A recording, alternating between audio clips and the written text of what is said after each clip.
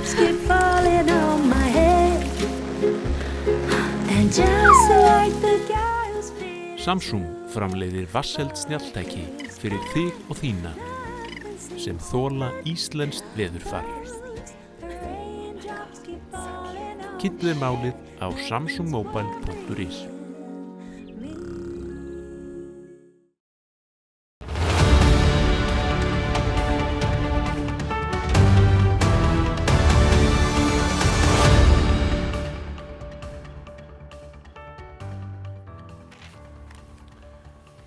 Komið sæl og blessuð og velkomin í Spursmál. 30. janúar runnin upp, stór og mikill dagur fyrir okkur Íslendinga. Förum betur yfir það hér rétt á eftir. Í gær bárust okkur hins vegar von tíðindi úr mælingum Hagstofunnar. Verðbólgan mælist nú 5,2%, stökk úr 4,5% í desember. Verðbólgan var 4,8% þegar ríkisstjórnin tók við, ríkisstjórn Kristrúnar Frostadóttur, stjórn sem hefur heitið í að ná verðbólgunni niður en ekki að senda hana upp í rjáfur eins og virðist vera að gerast núna. Þetta eru mælingar sem kom okkur reyndar ekki mjög óvart. Þá búið að vara ríkisstjórnina við að þær aðgerðir sem gripið var til áramótin með nýjum fjárlögum myndu leiða af sér verðbólguskot.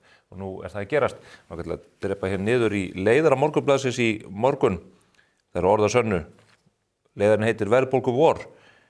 Öll stóru orð valkyrjustjórnarinnar sína undursamlegu verkstjórn og sleggjur, leiðréttingar og verðmætasköpunar haust hafa brugðist. Þau blekkja engan lengur. Ég ætla hér í síðasta hluta þáttarins að ræða við þau Sólveigu Önnu Jónsdóttur, formann Eflingar og Þórð Pálsson sem forstöðumaður fjárfestinga hjá Sjóvá að fara yfir þessa stöðu, hvað þetta þýðir fyrir heimilin í landinu að verðbólgan skuli vera á þessum mikla skriði. En við höfum líka verið að fjalla alþjóðamáli hér. Ég tók fyrir skemmstu viðtal við Albert Jónsson fyrrverandi sendiherra, viðtal sem hefur vakið mikla athygli. Hann var að benda á þá staðreynd sem að sumir virðast ekki vilja horfast í augu við, að Evrópusambandið getur ekki varið Ísland. Í varnarlegu tilliti eigum við aðeins einn möguleika, það er að tryggja varnir með aðild að NATO og að halda í varnarsamningin við Bandaríkin. Það er samningur sem við gerðum 1951 og er hryggjarstykkið í varnarstefnu landsins og verður það til framtíðar nema menn fari og geri mjög alvarleg mistök í utanríkispólitíkinni. Mér langar til að sýna ykkur hér örlitla klippu úr ræðu sem að Mark Rutte, sem er framkvæmdastjóri NATO, fyrrverandi forsætisráðherra Hollands, flutti yfir leiðtogum Evrópu. Þarna sjáum við hvernig menn tala þessi mál á alþjóðavettvangi og það er ólíkt því sem utanríkisráðherrann okkar leyfir sér að gera. When President Trump is doing good stuff, I will praise him. And I don't mind him publishing text messages. And if anyone thinks here, again, that the European Union or Europe as a whole can defend itself without the US, keep on dreaming. You can't. We can't. We need each other. But for Europe, if you really want to go it alone, and those of you who are pleading for that, forget that you can ever get there with 5%. It will be 10%. You have to build up your own nuclear capability.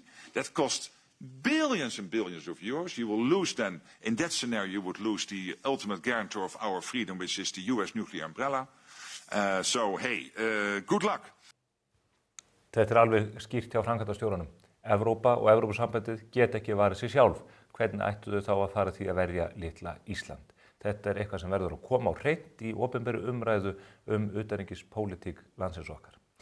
En förum á aðeins léttari slóðir og þó Dóri DNA, hann mætti hér í síðustu viku og það komið í ljós að í hvert sinn sem hann mætir hingað í Spursmál þá spáir hann rétt fyrir stóra atburði. Sjáu þið þetta? Ég veit það. Það verður eldgos í næstu viku. Já. Og það kemur í næstu viku. Hvað mun gerast í næstu viku? Við komumst í undanúrslitin á EM. Yes. Og það kemur í næstu viku.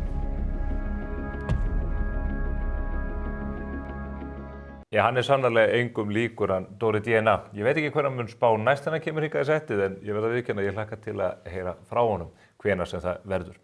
En að stórum málunum, Ísland er að mæta Danmörku í undanúrslitum EM í kvöld. Í Danmörku, það er á brattan að sækja sannarlega.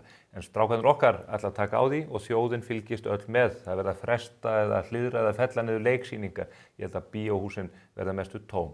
Og ég veit ekki hvernig verður umhorfs á götum úti en ég ger ráð fyrir því að umferðin muni detta niður í kvöld. Ég ætla að heyra hérna aðeins í Bjarna Helgasyni. Hann er okkar fulltrúi út í Henning í Danmörku. Hann ætlar að flytja okkur fréttir af mbl.is og auðvitað í blaðinu á morgun.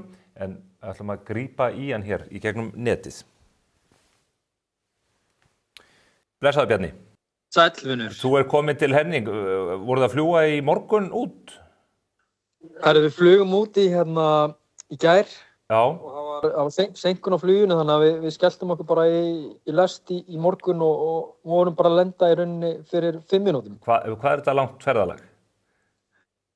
Sko, frá Íslandi og með öllu fluginu, sem ekki að tala um 7-8 tíma ferðalag. Já, og lestin, þetta er ansið löng lestaferðarn yfir.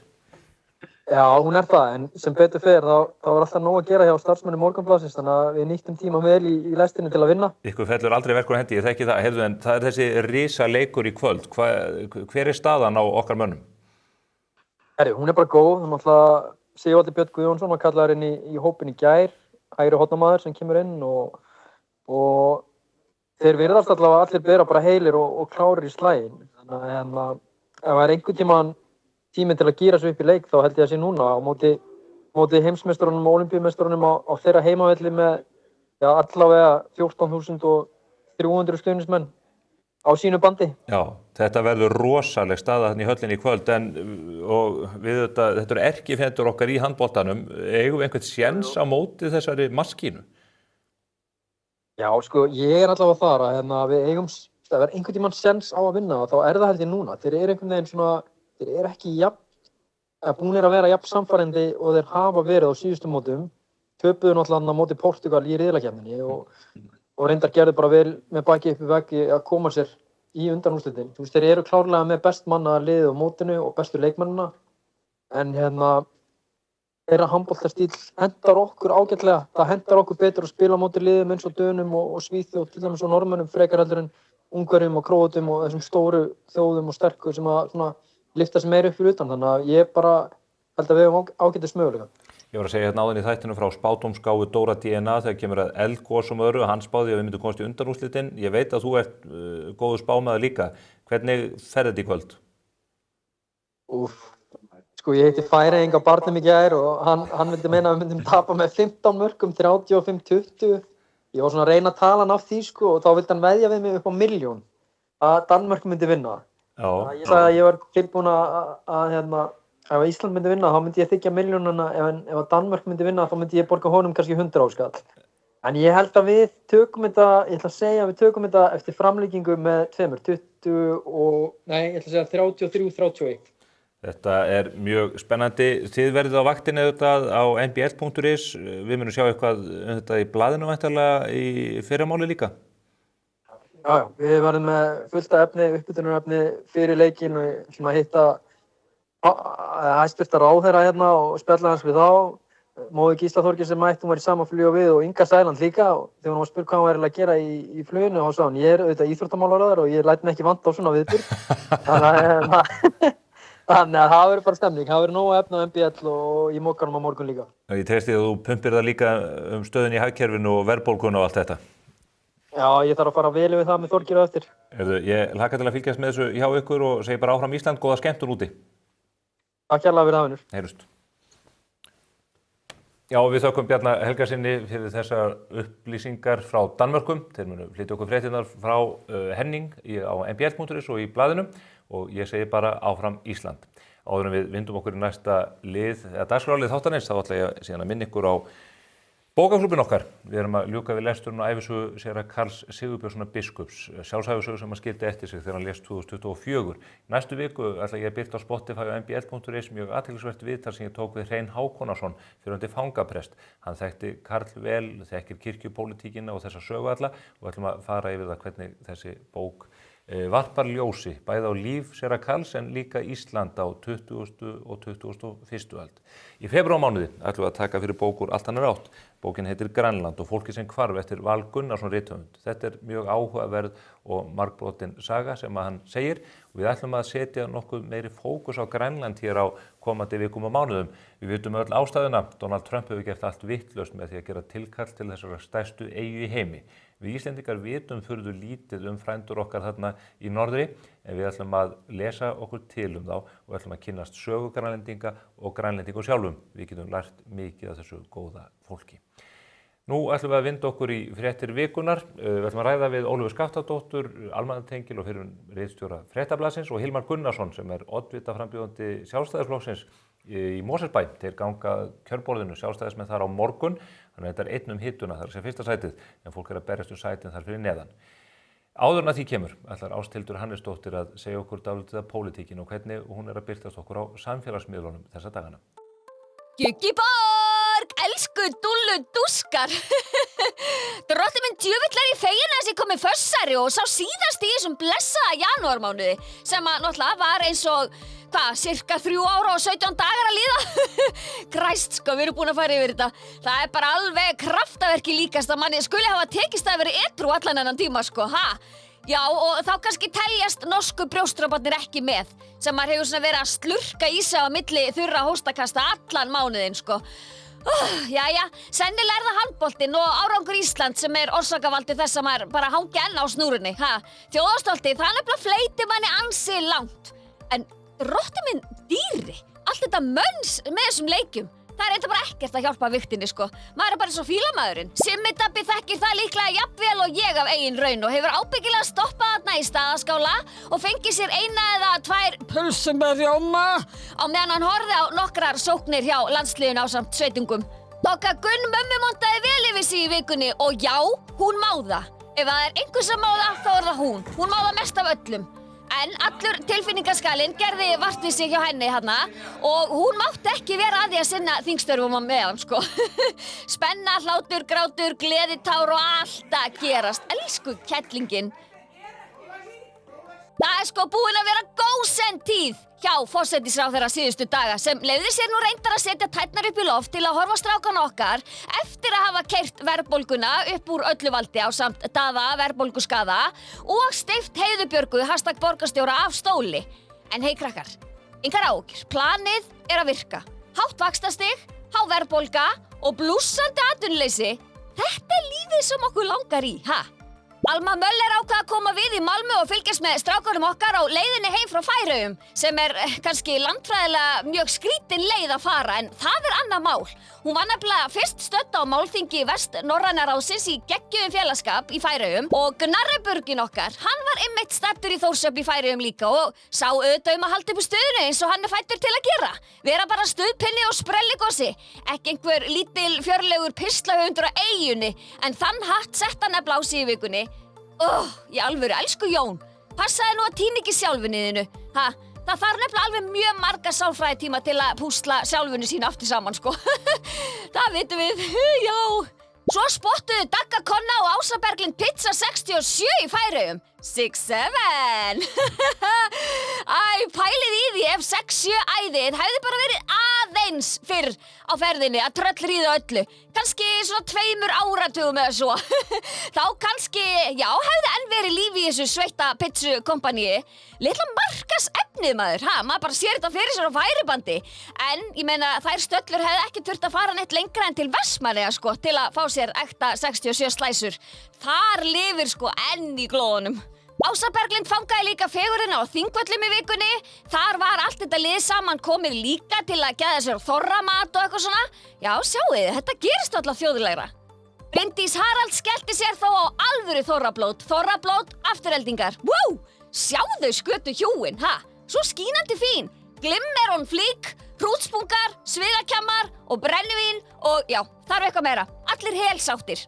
Oh my god, það bara ekki annað hægt en að fá smá illt í hjarta þegar maður talar Heiðu Björgu #borgarstjóra þessa dagana. Meðferðin á einni konu. Reynslumikilli konu sem frægur reynslulítill kall sigraði í prófkjöri. Kunnið annað það, Jesús. Já, það satt Heiða mín, lífið alls konar. En, hausinn upp, kassan út og bara brosa. Vera sæt og halda áfram. Það það sem alvöru konur gera. Ekki ætla ég að fara að skipta mér að þessu, nei, þetta ekki til hugar. Snúli Másson velti íslenskri tungu enn eina ferðina fyrir sér á samfélagsmiðlum í vikunni.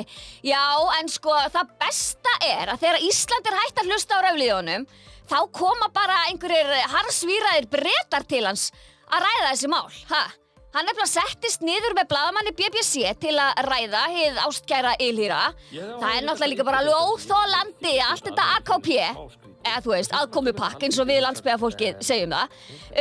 Það bara, ég meina þetta lið fær bara ríkisborgarrétt bara upp úr serióspakkanum sko, ha? Þetta náttúrulega ekki hægt.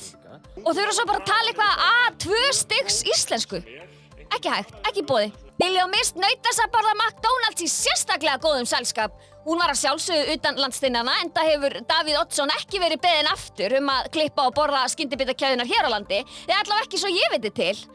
En það væri kannski bara ekkert svo slæmt að vera 52. ríki Bandaríkjanna, bara fyrir aðgengið að einum bara strámkæðalugum Big Mac sko. Ha? Ég meina, bara fyrir bræðlökunna, sko. Líf Magnúðardóttir og Sanna Magdalena skelltu sér í heilsubóndagöngu í efri byggðum borgarinnar á milli gigga í vikunni. Ha? Vinkonurnar til vinstri. Já. En talandi Sönnu, hún fór á stúfana í vikunni. Hún allt í henni fór að, hrella borgarbúa, alveg sama á hvaða aldurspili. Ég vona að hún sé ekki komin í kastu lögin, því að ég ekkert alveg viss hún hafi fengið leyfi fyrir myndbirtingum á öllum þessum börnum sem hún var að hrella í strætó og út alla trissur. Ha? Já, maður gerir ýmislegt þegar maður er í kosningabaráttu. JP orkumáladúti vann algjört þrekvirki á dögunum þegar hann lét friðlýsa Laugarnestanga og Guð almáttugur María mey og allir hinir heilugu hvað mér er létt. Það væri náttúrulega aðalegt að fara að byggja annað skuggahverfi þarna og án bílastæða og bara heilbrigðra birtuskilir það. Takk, Jóhann Páll. Gleðin var svo sannarlega við völd þegar að Inga okkar Sæland klippti á enn einn borðan í vikunni, en hún gegndi í það minnsta 2 hlutverkum þessa vikuna. Hún var borðaklippari við opnun Nesvalla, nýs hjúkrunarheimilis, og svo brá hún sér líka í barna- og menntamálaráðherra gallan og vingaðist við formann Kennarasamband Íslands. Sjáðu, ha? Æ, hvað framtíðin er eitthvað björt. Austurlenski konfektmálinn Jens Garðar spyr hvort verðmæta sköpunar haustinu sé nú lokið. Því að eitthvað virðast Kristrún og Daði verðbólguskaði hafa misreiknað sig. Ætli Spliff, Donk og Gengja sé ekki verkfæri sem er svona best til þess að uppfylla loforðið lægri vexti og minni verðbólgu og allt í blóma. Heldur en þessi stóra sleggja, ég veist að ég næ þessu ekki. Ég held allavega að séu meiri líkur á því að Spliff, Donk og Gengja nái þessu með okkur. Það getur enginn án þess verkfæris verið. In the night air, I can see your face. Though you're far away. Klæddu bygginguna í stíl með álklæðningu frá Límtré Vírnet. Íslensk framleiðsla, nýsköpun og áratuga þekking. Kynntu möguleikana á limtrevírnet.is. Skaðabætur, miskabætur, sárabætur, sjúkrabætur, slysabætur, uslabætur, þjáningabætur. Bótaréttur.is 520 51 00. Hér hjá A4 húsgögnum bjóðum við upp á fjölbreytt úrval skrifborðsstóla við allra hæfi. Endilega kíktu til okkur í heimsókn við Skeifuna 17 ef þið vantar frekari upplýsingar.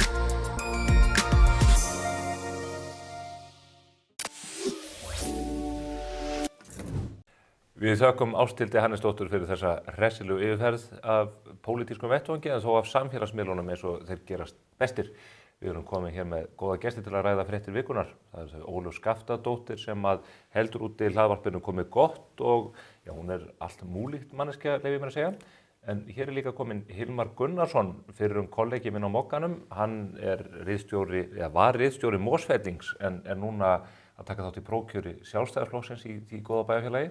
Hann er einn hituna hvað varðar fyrsta sætið og þess vegna hallar ekki á neitt og hann komi hér einn í viðtal degi fyrir þetta stórmikla prófkjör. Komið sálblessuð. Sæll, takk. Við unnum hér saman nokkur ára skeið. Þú ert margreyndur blaðamaður. Margreyndur, já. Hvað helstu Mosfellingi, eða hvað ertu búin að halda hún lengi úti? Ég búin að vera með Mosfellinga, ég var með Mosfellinga í 20 ár. Það bara hálfa mína lífstíð. Þú ert nefnilega ekki svo gamall? Nei, ég er 43, búin að vera 20 ár, þannig að ég var 23 ára þegar ég tók við því kefli. Mjög kraftmikið bæjarblað og vinsælt í bænum. Já, þetta er búið að vera gríðarlega vinsælt og gaman að taka þátt í að færa fólki fréttir. Já. Og bara gríðarlega mikilvæg miðill í okkar sveit. Já. Þú ert nú gamall blaðamaður líka, Ólöf, þannig að Það í rauninni eina alvöru starfi sem ég hef haft, sko. Já. Það var að vera blaðamaður. Fyrr og síðar. Já. Og þú varst nú ritstjóri Fréttablaðsins áluga. Já, algjörlega. Ég hætti bara þar þegar það eigendaskipti stuttu áður en að blaðið svo bara fór á hausinn, sko. Já, það hrökk ekki upp af vegna þín. Nei, ég veit bara það komið fram sér. Sérstaklega. Nei, þetta gott. Það stórt og mikið prófkjör hjá ykkur núna helgina. Þú ert einn fyrsta sæti, það verið að kjósa 8 sæti? 8 sæti, já. Þetta á morgun. Já. 13 mann sem að bjóða sig fram. Já. Það bara glæsilegur hópur og ætlum okkur stóra hluti. Hvað búist þið við mikil þáttöku? Þetta... Það erfitt að segja, það 1000 manns eða eitthvað svoleiðis. Já, þó það? Já, ég hugsa það. Þótt að það nú örugglega alltaf eitthvað kannski aðeins minna ef það ekki blóðuð slagsmál oddvitann, sko, en ég veit ekki, það á eftir að koma í ljós. Það allavega hérna mikil stemning og flott fólk. Já.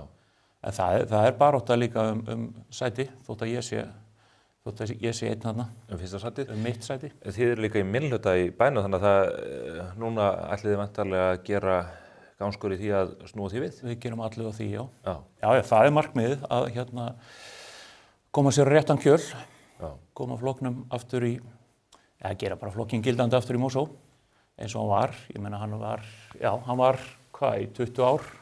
Í meirihluta? Í meirihluta. Já. Og hefur alltaf verið svona stærsti flokkurinn í Mosó, þannig að ég auðvitað horfið til þess að bjóða mig fram fyrir sjálfstæðisflokkinn í Mosó svona, hvað segja, mestu líkurnar að hafa eitthvað þetta að segja, bjóða sig fram fyrir sjálfstæðisflokkinn. Já. Og þetta er bara spennandi. Það verður spennandi á morgun. Við fylgjumst með og MBL mun flytja fréttir af niðurstöðunni og svo í blaðinu á mánudaginn auðvitað. En það eru fleiri prófkjör helgina. Ég fekk hér fyrir skemmstu til mín oddvita frambjóðendurna í Reykjanesbæ hjá sjálfstæðismönnum. Það harður slagur þar. Þar ekki einum hittuna. Nei, þau eru ekki svona sammála. Nei. Hvernig fer það? Þeir eru 3 að takast á þetta öflugir kandidatar. Já, mjög. Ég horfði nú á hana þáttinn og ég hef aldrei haft svona mikinn áhuga á Keflavík, ég alveg sagt það. En já, þeir eru 3 hérna. Villi Árna kannski svona fyrirfram sigurstranglegastur. Hann náttúrulega bara atvinnupólitíkus. Hinir 2 koma úr annar úr skóla kerfinu og hinn úr bara fyrirtækjarekstri. Mér fannst þeir allir dálítið flottir með flotta punkta. Ég eiginlega, náttúrulega kem sjaldan að þannig að fara úr landi þannig að þetta hefur ekki bein áhrif á mig en ég er samt einhvern veginn hrifin af þessari keppni þar á milli. Ertu ekki fastagestur á Hótel Keflavík? Nei, ekki ennþá. Nei. Það rosalega góður matur þar. Ég get bent á það. Okay. Frábær fiskur. Ert þú mikið í Keflavík? Já, mjög. Fer þar yfirleitt á sundarsrúndin, sko. Flott. Ég á marga góða vini í Keflavík, úr Keflavík. Já. Gísli Freyr nú eitt þeirra sem góður vinnur okkar. Já, einmitt. En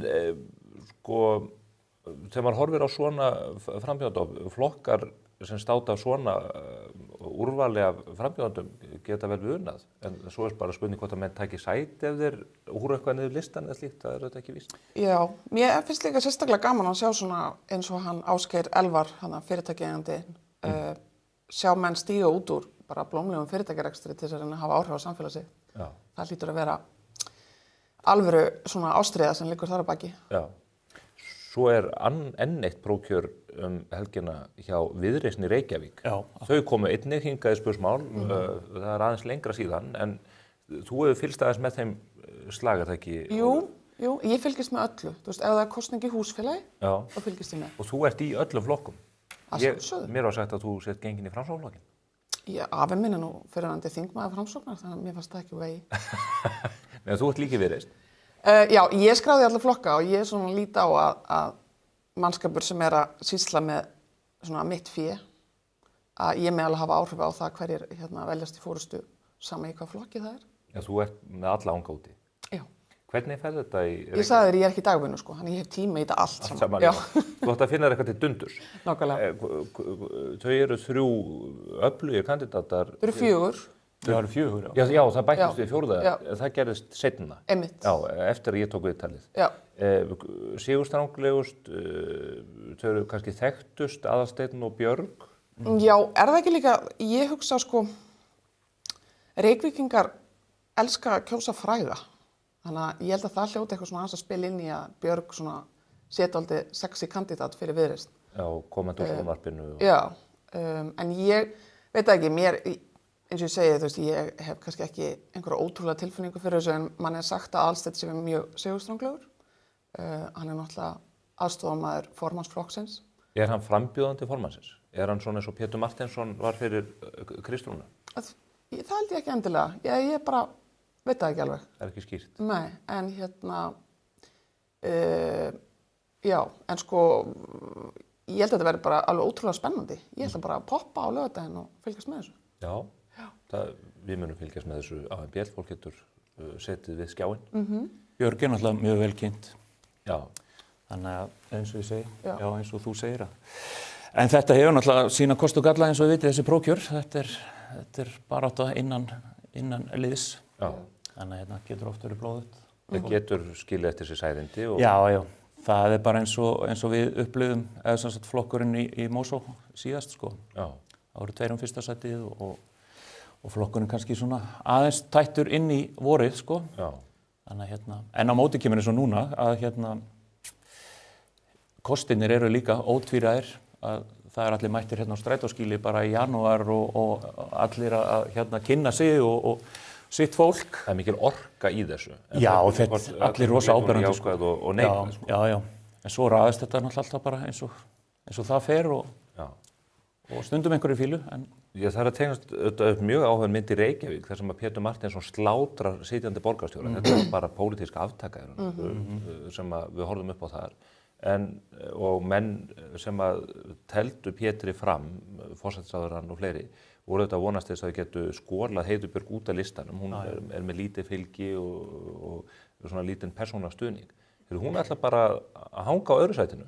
Já, og er aðeins farin að sko ræða það opinberlega, hún hafi ekkert heyrt í Kristrúnu og svona. Það eru augljóslega mikla deilur þarna sem krauma undir niðri. Já, ég svo sem tekið það ekki nákvæmlega, en það er allavega... Þú sér það bara. Já, það er ekki verið að draga dul á og þarna er einhverju önnuheit á milli. Já. En ég sko, þetta er nefnilega dálítið áhugaverð staða og þetta í síðast 2 eða 3 áratugi eða eitthvað hefur þetta verið svona dálítið eyðimerkur ganga í Ráðhúsinu í Reykjavík fyrir Sjálfstæðisflokkinn.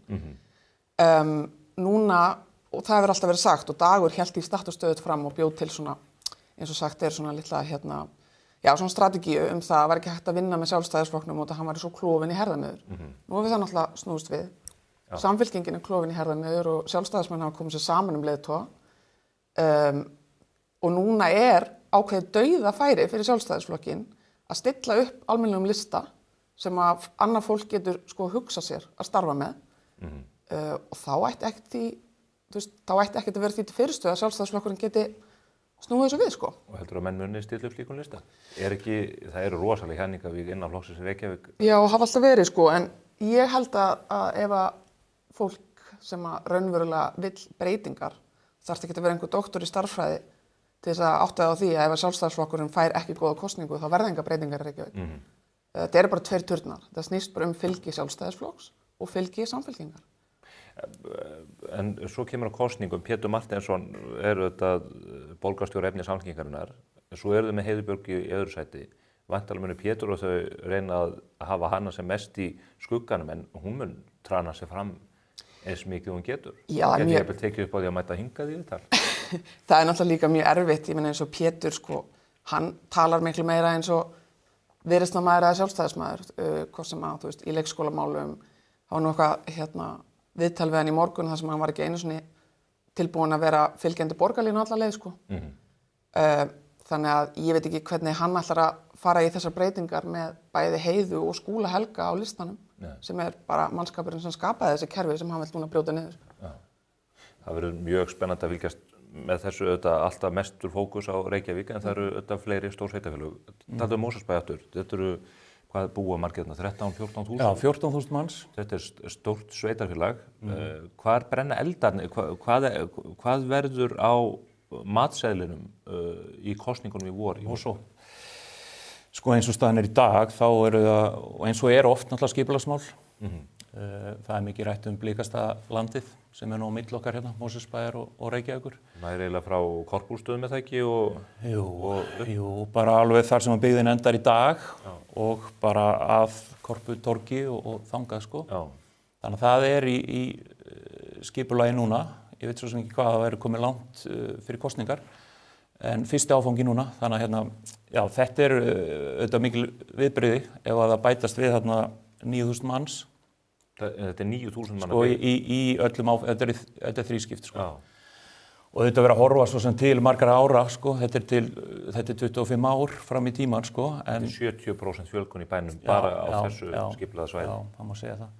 Þannig að þetta er svona hitamál í dag. Já, ég myndi segja það. Borgarlínan Þetta er ákveðið borgarlínu hverfi. Já. Þetta er hannaði kringum borgarlínuna sem kemur hann í gegn. Þarna á fólk ekki að vera á bíl og labba í slappinu með innbúrstapokana og litlu börnin á bakinu. Já, hversu mörg bílastæði og allt það þarf að skoða þetta vel. Já. Og auðvitað margir sem að vilja kannski halda í sérkenni Mosfellsbæjar hvað var það byggðina og halda henni svolítið áfram þarna á túnin.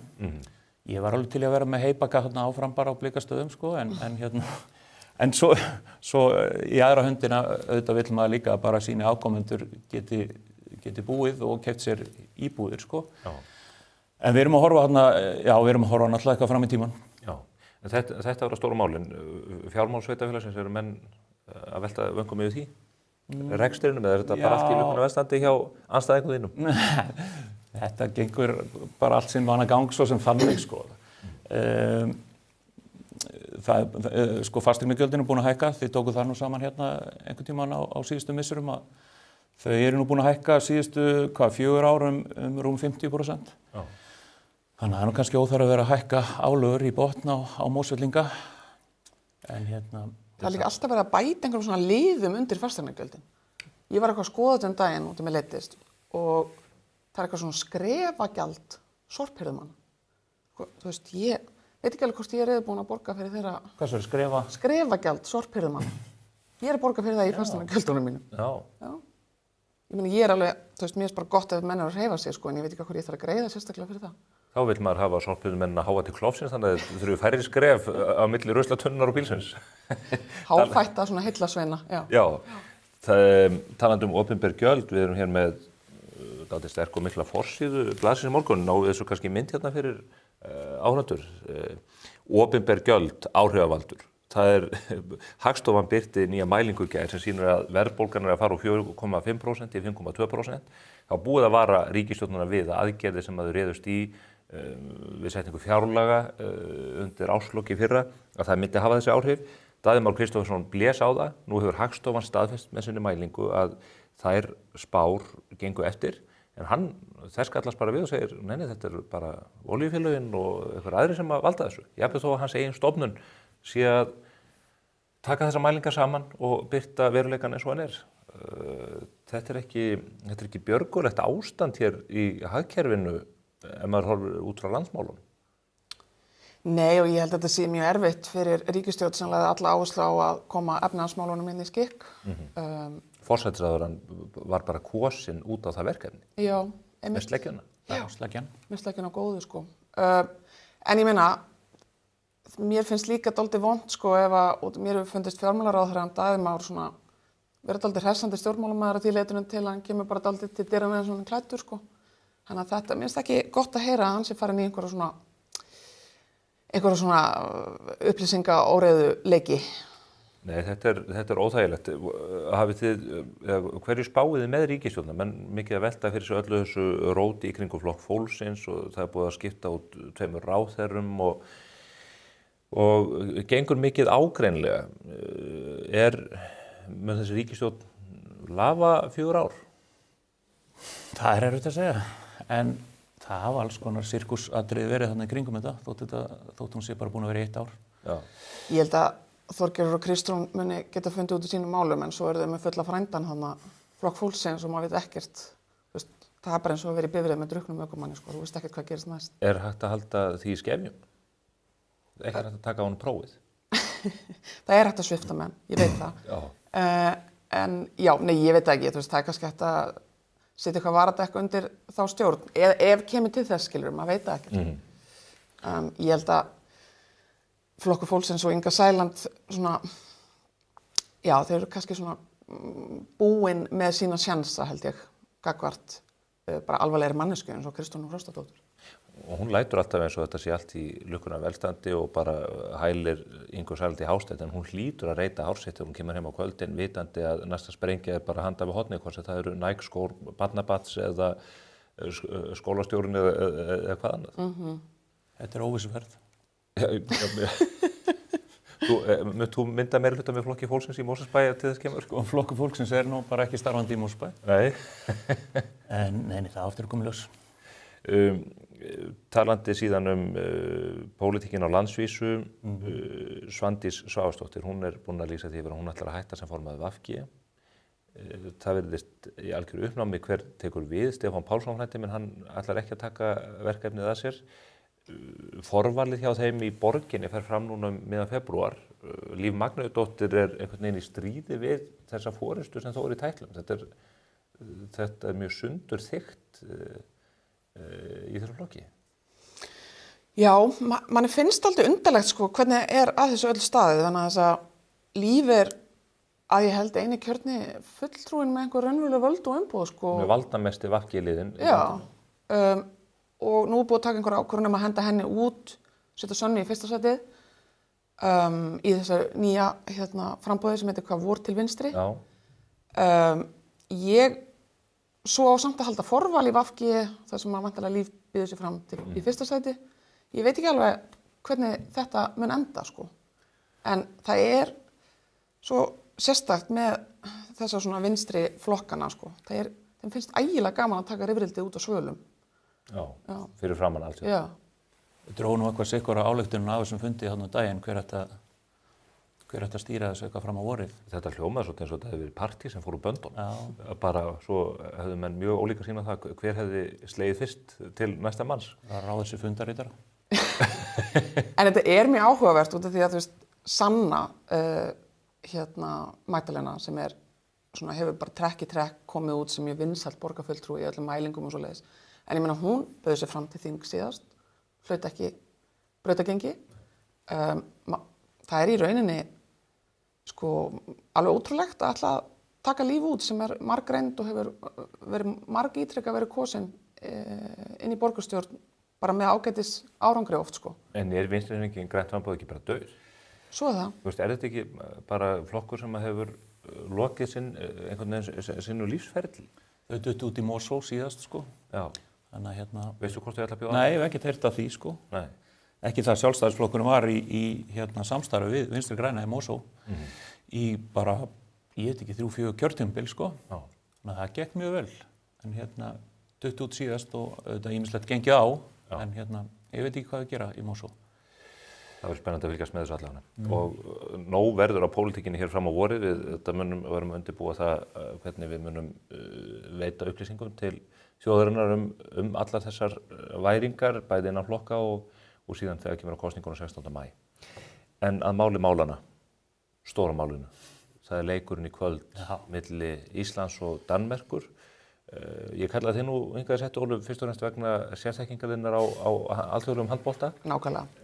Hvernig heldur þetta fari? Sko, ég var til 1 í nótt að dunda mér við að undirbúa eitthvað nautakjöt sem ég ætla að hægvelda í allan dag og bjóða 20 manns til að horfa á þetta. Á leikinn? Já, menn að ég vil bara vera að gefa fólk að borða, ég get ekki hort á þetta, ég verð svo stressuð. En mér finnst þetta ægilega skemmtilegt. Já. Ég verð bara mjög reið þegar ég sé að þeir eru að fara varnarmennir í öxlina á Gísla Þorgeiri. Já. Maður veit að hann veikur fyrir. Já. Og þá ég svona komin inn á Icelandair og ætla bara að fljúga yfir og taka á þessum mönnum sjálf. Já.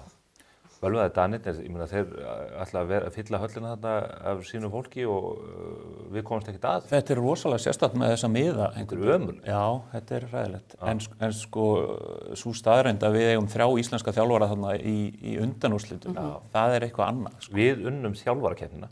Það bara... Já, við erum allan með íslenska þjálfara í úrslitaleik og vonandi með gull, vonandi íslensk lið bara. Getur verið Íslendingar að mætast hreinlega? Já. Þetta prófkjör náttúrulega aðeins að þvælast fyrir mér, annars væri ég farinn út. Já, þú ert mikill handbolta áhugamaður. Nei, þetta náttúrulega bara, þetta bara þjóðhátíð. Og hvernig spáir? Ég ætla að segja líka sko bara janúarmánuður, þetta náttúrulega bara algjör gleði pilla, þú veist, það í þessu skammdegi að vera með þorrablót og handbolta, það bjargar janúarmánuður. Inn í þennan hrylling. Við ætlum að hitta smásveldingar í kvöldi, hlékari í félagsheimilinu og horfa, já. Þú þarf að taka í spaðan á fólki? Já, þar held ég allan hnútana. En Afturelding ætlar að vera með eitthvað í kvöld. Frábært. Hvað viltu spá? Já, ég vil spá. Danir eru náttúrulega með besta landslið í heimi, þannig að þetta verður erfitt. Já. Þetta verður framlengingu. En sko, einhvern veginn alltaf þegar maður sko síst á vona á einhverjum árangri, allir bara nei, við vinnum ekki. Þá rísa þær einhvern veginn upp, sko. Ef þá lýsaði yfir að við séum að fara að tapa þessu. Já, við skulum höldum því svona fram á kvöldmat. Nei, ég held sko, já, á góðum degi getum við alveg tekið þetta. Það getur, ég meina, unnu Svíana, mjög stórt í Svíþjóð. Við vonum það besta. Já, ég segi bara sigur eftir framlenginguna. Ég er mjög hrifin af þessu, ég ætla bara að taka undir og líka út ég sá sko í viðtölunum eftir síðasta leik þeir voru svo sko peppaðir og staðráðnir að ég hef trú á þessu á huga þessara manna. Við verðum að treysta á það. Ég óska þér góðs gengis á morgun, Hilmar, í þínum stór átökum sem framundan eru. Ólöf, ég ætla að óska þér góðs gengis með nautakjötið og góðra skemmtunar og að öxlin á Gíslaþorgeiri haldi út keppnina í heilsinni. En við erum hins vegar að fara á annan vettvang hér á vettvangi spursmála. Þau bíða hér handan við hornið Sólveig Anna Jónsdóttir, formaður Eflingar og Þórður Pálsson sem fjárfestingar hjá Sjóvá. Þau ætla að ræða í þaula efnahagsmálin og sitthvað fleira fylgist í með.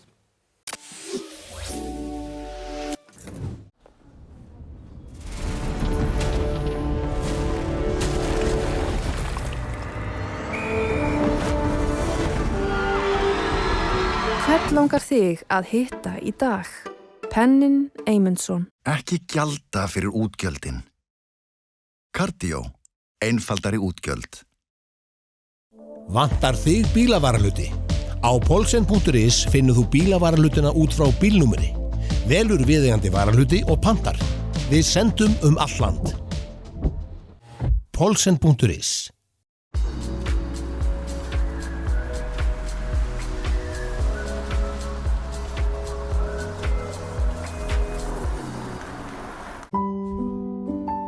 Lexus RX. Komdu og reynslagtu RX 450h Plus Plug-in Hybrid. Þín býður óviðjafnaleg upplifun. Lexus Kauptúni. Þetta voru fréttir vikunar. Þær eru margar og stórar og við ætlum að einhver leyti að halda áfram að ræða þær hér við góða gesti. Sólveig Anna Jónsdóttir, formaður Eflingar, hún hefur farið mikinn í vikunni af ýmsum ástæðum og ég held að það verði ekki minna því núna þegar að verðbólgumælingar gærdagsins liggja fyrir. Hér er líka Þórður Pálsson, hann er forstöðumaður eignastýringar hjá Sjóvá, fjallar talsvert hagræn málefni, oft og títt. Velkomin, bæði tvö. Takk fyrir. Ég taldi ástæðu til að kalla ykkur hér inn á þessum tímapunkti því að það er ýmislegt að gerast í hagkerfinu sem að vekur eftirtekt að einhverju leyti furðu. En áður en við komum að því, þá verði ég Sólveig að beina talinu að stríðinu sem að þú hefur efnt til gagnvart Ríkisútvarpinu. Ég hrökk upp við það fyrir í vikunni að þú tókst kast á þá fyrir það að bjóða þér aldrei í vikulokin, sem er nú reynda þáttur sem ég held að séu nú ekki margir hlustendur að. Þetta er prinsippmál. Þetta er prinsippmál. Og umkvörtunarefnið er það að þeir eru sífellt að bjóða formanni VR í þáttinn og hún er búin að vera formað þarna í rúmt ár og þú vilt meina að það sé búið að bjóða henni 270 sinnum. Já, það voru kannski örlitlar ríkjur. Já. En já, þetta er prinsippmál. Auðvitað er ég að grínast svolítið. Það er náttúrulega gaman að grína svona í og með. En mér finnst það í alvöru mjög undarlegt að formanni næst stærsta stéttarfélags landsins, sem er langstærsta félag verkafólks, sé ekki boðið í þennan þátt þegar að sérstaklega á að ræða kjarasamningana sem að ég gerði. Kjarasamningana sem að hafa mikil áhrif á allt efnahagslíf okkar og þær efnahagsaðstæður sem að nú eru uppi sem að hafa mest áhrif á verkafólk. Þannig að þegar ég sá þarna á laugardagsmorgninum að enn eina ferðina var búið að bjóða formanni VR og enn eina ferðina ekki búið að bjóða mér, þá ákvað ég að skrifa um það. En það vakti samt miklu meiri viðbrögð heldur en ég hefði ímyndað mér. Það var greinilega einhver svona gúrkutíð í gangi og fólk þyrsti í smá átök. Fauk í þið þarna á laugardagsmorgn? Það fauk ekki í mig en ég móðgaðist. Já. Ég móðgaðist. Flestir bera harmsinn í hljóði Já, ég þegar maður ekki geri það boðið í ekki. partí, sko, Já, en ég þú geri gerir það ekki. Ég bara sjaldnast hef borið harm minn í hljóði og þarna þá finnst mér þetta líka vera bara spurning stöðu ríkisútvarpsins í lýðræðis samfélagi. Hvað ríkisútvarpið og hvaða raddir eiga þar að heyrast? Að mínu viti eiga þetta bara allar raddir að fá að heyrast þar og það gengur ekki að það sé sífellt verið að handvelja þær raddir sem að mega heyrast og á sama tíma sé verið þá að passa að þær raddir sem af einhverjum ástæðum sem ég satt best að segja veitur umverulega ekki hverjir eru heyrist ekki. Þetta sést allstaðar hjá Ríkisútvarpinu, þetta sama karúsellan af fólkinu sem kemur æjofan í þættina eða inn í þessa þætti sem að verður að halda úti fyrir okkar peninga. Það eflaust satt, en þarna bara einhvern veginn var ég einhvern tímann á fyrri stigum málsins búin að gera létta rannsókn. Þannig að þess vegna vissi ég að þetta var eitthvað sem ég átti sannarlega að móðgast yfir. Þú gafst Ríkisútvarpinu bara ákveðin frest til þess að gera hreint fyrir sínum dyrum og þeir hafa ekki brugðist við. Ég gaf þeim, fyrst gaf þeim 2 sólarhringa, svo lengdi ég eitthvað aðeins í, sko, bara af því ég góð og elskuleg kona, eins og allir vita. Ég fekk símtal frá Morgunútvarpinu á Rás 2. Þau buðu mér að koma í samtal. Ég spurði hvort að þau væru með einhverjar heimildir til þess að gera eitthvað fleira frá það útvarpsráði. Svo var ekki. Þannig að málið raunverulega óleyst. Málið sem snýst það hvort ég vilji halda áfram að borga útvarpsgjaldið. Í ljósi þessara grófu móðgunar sem ég verð COI fyrir. En já, það óleyst. Þú ætlar ekki að borga útvarpsgjaldið? Ég þarf að finna út úr því þá hvernig ég get komist upp með að borga ekki. Það væntanlega mjög flókið, sko. Já. Það væntanlega mjög flókið. Það verður fróðlegt að fylgjast með þessari innri og ytri baráttuðinni? Ég læt bara fólk fylgjast með. Aftur, ég mun bara halda áfram að skrifa statusa ef eitthvað nýtt gerist í þessu máli. Við höldum bara áfram að bjóða þér hingað í spursmál. Takk fyrir. Og það hlýtur nú að vega þyngra heldur en vikulokin á laugardagsmorgun. Ég á þeim tímapunkti núna að ég bara fagna því innilega þegar mér boðið. Já, og þú mátt líka eiga það, ólíkt mörgum öðrum, að þú kemur bara sem kölluð. Og það þetta, ég lít reyndar á það sem hlutverkið sem formanns í þessu stóru stéttarfélagi að láta röddina heyrast það sem að gjallarhornið er. Ég sammála þessu og ég hef frá því ég tók fyrst við 2018 þegar ég var mjög óreind og vissi ofta ekkert sérstaklega vel hvað ég var að fara að tala þá samt sagði ég alltaf já vegna þess einmitt að ég lít svo á ég get ekki verið formaður í þessu stóru félagi nema að vegna þess að ég er tilbúin til þess að koma og útskýra málflutning okkar og standa fyrir mínum gjörðum og svo framvegis. Allt annað náttúrulega bara bleiðuskapur af verstu sort. Þórður, hefur þér verið boðið í vikulokin?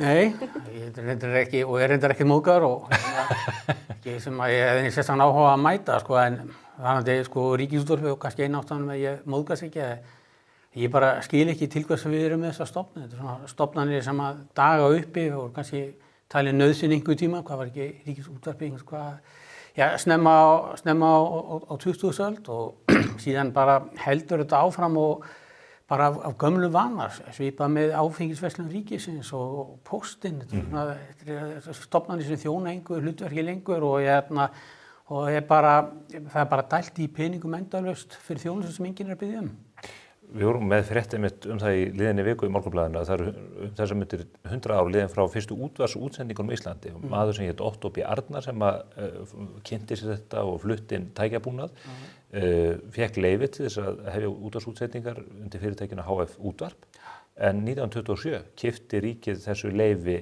af honum til þess að fara síðan í sinn eigin útvarpsrekstur. Það byrjaði 1930 eða hvað? Já, Ríkisútvarpið byrjaði 1930, 17 árum eftir að Morgunblaðið þóf göngu sína, svo að því sétti til haga. Já. En ríkið blandaði sér aldrei í blaðaútgáfu? Nei, en maður sér það náttúrulega núna sko að þegar Ríkisútvarpið er svona svolítið að daga uppi, það er náttúrulega líka þess hvað það er slaft að það er náttúrulega veitt svigrúm fyrir alls konar önnur aðra miðla eins og til sko hlaðvörp sem margir eru að býsnast yfir og helst þeir sem hafa kannski mist hliðvarða hlutverk sitt sem að býsnast yfir hlaðvörpum en þetta einmitt gefur eins og Sólveig var að tala alls konar röddum sko kost á að heyrast. Heldur betur. Förum núna að fréttum gærdagsins verðbólgan sem við höfum haft áhyggjur af. Hún hækkaði í desember, svo voru mjög mikil áhyggjur það hvað myndi gerast núna í janúarmánuði. Nú Hagstofan búin að mæla, þetta 0,38% hækkun á milli mánaða, verðbólgan skýrst upp í 5,2%. Þetta eru alvarleg tíðindi. Þetta eru gríðarleg vonbrigði og það kannski maður horfir áður maður kemur að hlutverki eða þætti stjórnvald að þá þetta verðbólga, hún ansi breiðum grunni og þetta ekki bara einstakir liðir og skattarnir sem að þetta hafa mikil áhrif það ekki eina ástæðan að það er líka mælt svokölluð fastskattsvísitala sem á að taka gildi þessa og þá verðbólgan í 5%. Nú, það sem þetta hefur alltaf verið að kvarta yfir að það húsnæðisliðurinn en verðbólga án húsnæðis, hún komin upp í 4,5% sem þetta langt yfir öllum markmiðum. En síðan þetta blasir við það sem þetta alvarlegt fyrir stjórnina eins og við munum að þá kom Kristrún fram og sagði að við ættum að kjósa hana eins og hún væri með sleggjuna og hún væri með planið. Lausn á þessum vanda. Lausn á þessu, þannig að hún var þá auðvitað leið að segja þetta það sem þið skulle dæma mig á. En þá kemur til dæmis í ljós að þessi þáttur bílana í vísitölunni að þeir reiknuðu með að þetta væri 0 til 0,1% og með maður rétt 0,3 eða 0,4% og það þetta var fjármálaráðuneytisins og þetta var auðvitað algjörlega fyrirsjáanlegt vegna að fyrstu 10 mánuði ársins í fyrra það voru fluttir inn bílar fyrir 60 milljarða síðan eflaust verið gefið svolítið í eftir það vegna þess að fólk var að flýta sér að kaupa áður en þessa breyting kom en þeir ætla að hækka skatta á bíla vörugjöldin á bíla 7,5 milljarð þannig að þessi 13% hækkun að hún getur ekki hafa komið algjörlega á óvart. En það sem kannski sé meira að þeir breyta vigtinni á bílum í vísitölu neysluverðs og færa hana niður. Þannig að ef hún hefði verið óbreytt þá hefði verðbólgan verið 5,2% verið 0,2% hærri heldur en raunin varð. 5,4%. Þannig að þetta er algjört klúður og þetta skrifast á ríkisstjórnina. Það var búið að vara þá við. Það var búið að vara þá við. Það var búið að vara við, já. Ég kannski held áfram með þetta, ég meina aðeins að nefna eitt og það er það í sambandi við þessa vaxtadóma sem hafa verið fallað í bönkunum. Þar kemur fram að til þess að þessi hægt að nota eitthvað vaxtaviðmið þá þarf að vera skýrt og það þarf að vera hlutlægt, gagnsætt og fólk á að geta sannreynda. Núna erum við með þjóðfélag sem að byggir að miklu leyti eða tengir sem miklu leyti við vísitölu neysluverðs. Lánin í stórauknum mæli öll lán eða stór hluti af lánum heimilina, stór hluti af skuldabréfum, allir leigusamningar, það eru viðmiðin í kjarasamningum sem að tengjast vísitölu neysluverðs. En hún bara þannig að henni breytt algjörlega ógagnsæjan og tilviljunarkenndan hátt, fyrst með þessum húsnæðislið breytingu húsnæðislið sem var í júní 2024. Með reiknuðu húsaleigu. Reiknuðu húsaleiguna og þá einhverju hverólandar endalaust búin að skrifa á netið það að húsnæðisliðurinn væri, hann ætti ekki verið í vísitölu neysluverðs. Svo að auðvitað það þannig að stærstu hluti margra heimila neysluútgjöldum auðvitað til heimilis. Það er eins og ef allar ekki á húsnæðisliðinn, þá er eins og gerir ráð fyrir að öll þjóðin geti flust aftur á Hótel Mömmu án þess að borga heim. Þetta verður að vera. En við vorum með aðferð og hún var góð og Hagstofan segir núna í svari sínu til Alþingis fyrir forsætisráðherra breytingarnar á vísitölunni að þetta er sú vísitala sem með besta fræðilegan grundvöll. Síðan reyndar við aldrei fram að verðbólgan hérna á Íslandi hafi skýrst út af þessari mælingu. En það kemur reyndar líka fram í svari Hagstofunnar að bæði Svíþjóð og Kanada eru með nákvæmlega sömu mælingu og ekki verðbólgan verið vandamálið þar. Þannig að það er ráðist í mikla breytingar á mjög viðkvæmum tíma og svo núna þegar Hagstofan spurð hver hefði breytingi verið án þessar breytingar eða vísitalan verið án þessar breytingar og þá treysta þessi ekki til þess að svara því. Og þegar þessi nýja aðferð sett fram þá er engin gögn sett fram hvernig þetta hefði þróast í fortíðinni Það er engin umræða þetta. Þannig að ég held að svona, þó væri ekki nema bara í ljós þessa vaxtadóma að það þarf að endurskoða eitthvað verulega hvernig Hagstofan ákvarðar þessa vísitölu eða sérstaklega hvernig hún vinnur breytingar á henni. Við þurfum að fylgja þessu eftir. Þetta eru hagsmunir, ég myndi að halda þetta að vera hagsmunir upp á kannski á hverju ári sem taka miða vísitölu neysluverðs upp á 2-3-falda landsframleiðslu. Já, svo mikið undir. Já, og þessu er bara breytt með einhverju pennastriki niður á Hagstofu og enginn veit út af hverju. Og eitthvað fólk sem við veitum ekki hvað er heldur? Nei. Við þurfum að kalla það fólk hérna í þáttinn kannski. Já, þú getur eitthvað spurt um annað sem var hans skemmtilegt, en núna var flokkum vísitölu neysluverðs breytt. Þannig að liðurinn áfengi og tóbak hvað nýtt nafn. Og áfengi, tóbak og fíkniefni. Og það eru margir að velta fyrir sér hvernig starfsmenn Hagstofunnar fylgjast með verði fíkniefna. Við skulum fylgja því líka eftir. Ég skal gera það með glöðukeði. Sólveig, vísitala neysluverðs og verðbólgan, þetta er hlutur sem að þið hafið miklar áhyggjur af gagnvart ykkar félagsmönnum. Já, þetta er auðvitað mjög slæm tíðindi. Þegar við undirrituðum kjarasamningana í mars 2024, að fara bara með 2 ár, þá var það auðvitað okkar svona einlæga von að þeir myndu hafa þau áhrif að verðbólga færi að lækka og í kjölfari myndi þá Seðlabankinn fara í vaxtalækkunarferli svokallað. Þetta byrjaði ágætlega þarna fyrst sinn og við vorum vongóð en svo hafa hlutirnir breyst og þessi nýjasta tala sýnir auðvitað fram á það að við erum alls ekki á góðri leið. Nú er í haust önnur endurskoðun kjarasamningana í vændum og eins og staðan er núna þá er ýmislegt sem bendir til þess að þeir gætu í raun losnað. Getur útskýrt fyrir áhorfendum hvernig það ferli er og hvaða þættir þetta eru sem að þið horfið til? Já, það er þarna starfandi svokölluð forsendunefnd. Hún er mönnuð fulltrúum frá Samtökum atvinnulífsins og fulltrúum frá Alþýðusambandinu og það er hennar hlutverk að leggjast yfir þessar hagtölur og skoða einmitt hverjar þær eru og verkefni þarna næsta haust verður að skoða verðbólguna, hvernig hún er þá til 12 mánaða og svo hvernig hún er þá frá mars og fram í ágúst og þetta eru 2 mismunandi viðmið sem að þarf að skoða. Og fari svo að þessar forsendur standist ekki, fari svo að verðbólgan sé ekki í takt við viðmiðin sem að sett voru, þá opnast möguleiki á því að bæta í samningana með einhverjum hætti eða einfaldlega að segja þeim upp og vera þá komin á þann stað að verkalýðsfélögin eru ekki lengur undir friðarskyldu, að við erum þá bara komin í eiginlegar samningaviðræður eins og þær fara fram með þá öllu sem því fylgir og þeim möguleikum sem að þá opnast fyrir félög eins og Eflingu til þess að beita verkfallsvopninu.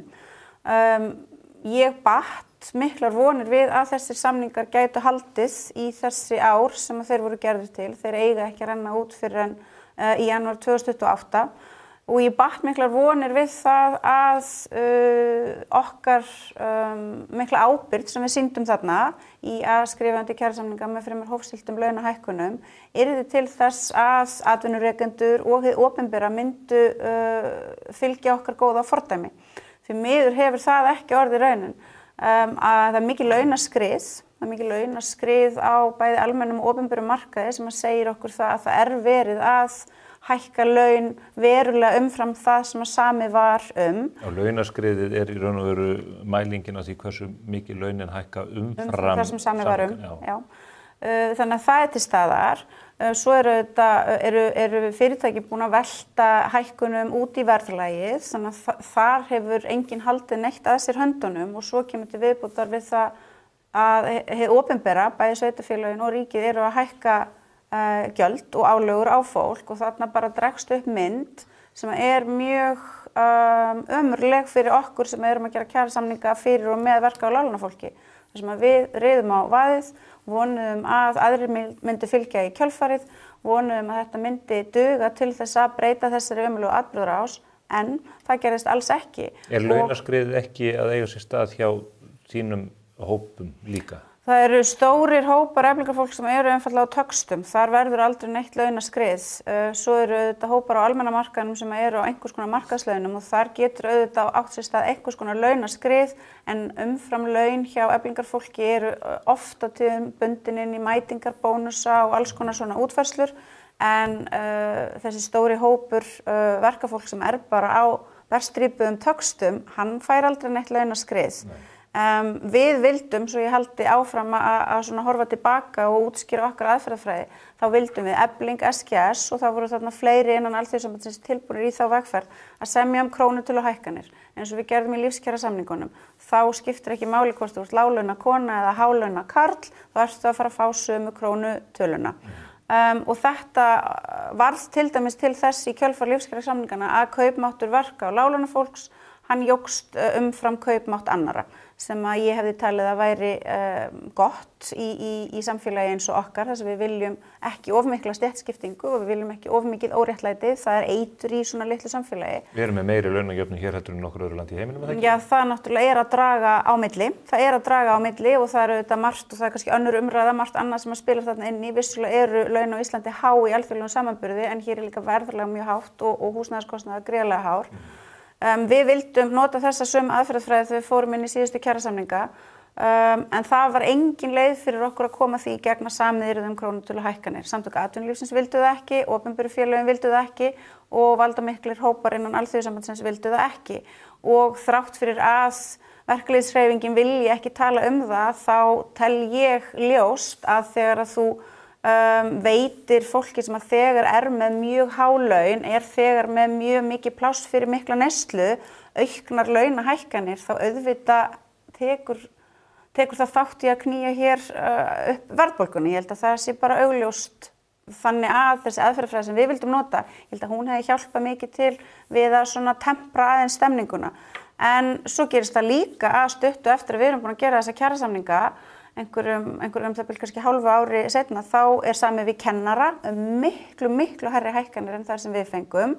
Þannig að það gerist raunverulega á fremur skömmum tíma að þau sem hefðu átt að vera tilbúin til þess að koma með okkur í þessa vegferð sýndu með mjög afgerandi hætti að þau voru það ekki. Sveitarfélögin hafa borið sér mjög umlega eftir kennarasamningana og kennarendar hinnum fallna borgarstjóra Heiðbjörg Hilmisdóttur, formanni samtaka sveitarfélaga frá þeim tíma eiginlega það, er það ekki rétt? Ég náttúrulega þekki ekki og var ekki á staðnum þegar þetta gerðist, en maður hefur heyrt ýmsar sögur þetta og ég hefur nú sagt áður að ef Efling hefði farið fram með viðlíka verkfallsaðgerðir og viðlíka taktík í verkföllum eins og kennararnir gerðu, þá hefði nú ýmislegt verið sagt og ég held ekki að Eflingu hefði þá verið launað með verulegri umfram hækkun. Ég held að atburðarásin hefði verið einhvern veginn öðruvísi.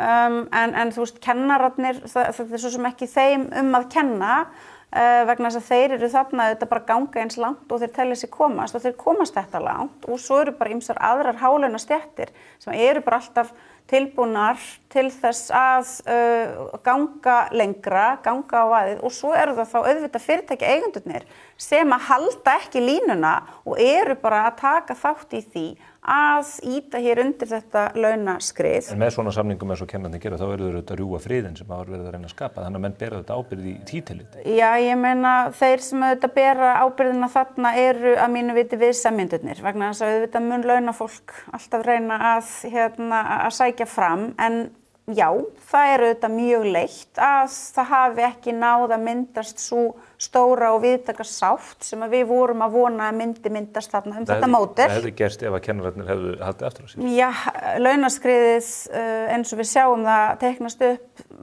nei, segir annað, þeir eru ekki eini hóparinn. Nei, ég er að tala samningana sérstaklega. Já, þetta var ekki góð vegferð á þessum tímapunkti til þess að fara í af hálfu við sem enda kennara þarna. Þetta voru að mínu viti mikil mistök og bara svo ég svona botni það, þá hef ég svo sem sagt við fulltrúa Reykjavíkurborgar hvað haldið þið að gerist þegar Efling kemur aftur í kjarasamninga næst, að sjálfsögðu erum við að fara að sækja þessar hækkanir. Þið munið ekki treysta heldur orðum það að menn muni halda þessari línu. Og við munum þurfa að sækja þessar hækkanir.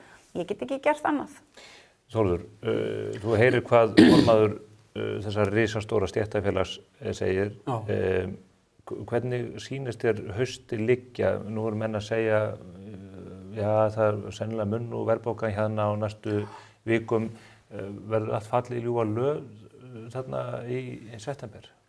Nei, ég held að svo mynd sem að Sólveig er teiknaðan upp að jafnvel þó að kjarasamningar losna ekki í ágúst að þá breyti það svo mikið stöðunni, þetta ítum við henni á undan okkur en líka það sem eins og ég skilða allan, ég er náttúrulega ekki sérfræðingur í kjaramálum en það sem hún er að lýsa er bara það sem að þegar Jónas Haralds greindi verðbólguvanda Íslands að íslenska verðbólgan er alltaf deilur tekjuskiptinguna, það er mismunandi hópar, það er ekki sátt þeirra á milli og svo þegar að myntin sem er samið með krónan að hún er þar að auki óstöð, þú veist ekki hvað kaupmátt þú átt að semja þá ýtir það ennþá meira undir þetta sem við kallaðum höfrungahlaupi mismunandi hópa en ég held að ef við horfum á þetta núna og þessi miklu vonbrigði sem að verðbólgumælingi var að ég held að það sé ekki að breyta því að hagkerfið sé að fara inn í kólnun hins vegar hliðrar þetta ferlinu töluvert og þetta hliðrar því að Seðlabankinn geti